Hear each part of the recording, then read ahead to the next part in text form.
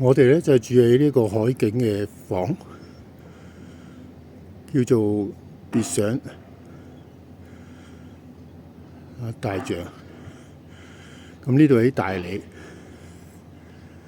朝頭早咧大約係呢一個2度到啦，2度。晏晝咧就去到呢個17度，有時係19度，今日去到17度。咁都幾寒嘅。咁我哋望出去嗰個位置咧，咁咧就係喺呢一個雙廊嗰度，對面咧就係洱海，嗰個蒼山下咧就係洱海。咁呢度一個啱啱一個 U 字形嘅，而家係朝頭早8點鐘，咁咧就未有得食早餐，咁所以咧就喺度睇下嗰個環境，周圍又好寧靜嘅，見到好多海鷗喺度飛。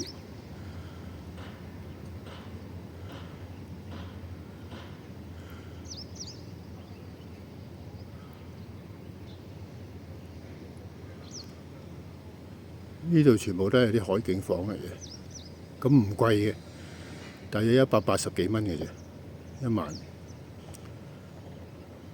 而家出緊太陽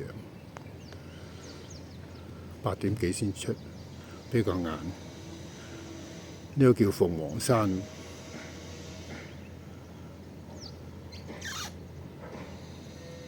咁啲屋咧就係主要係白色、灰色頂琉璃瓦。咁咧就呢啲係白族嘅特色嚟嘅。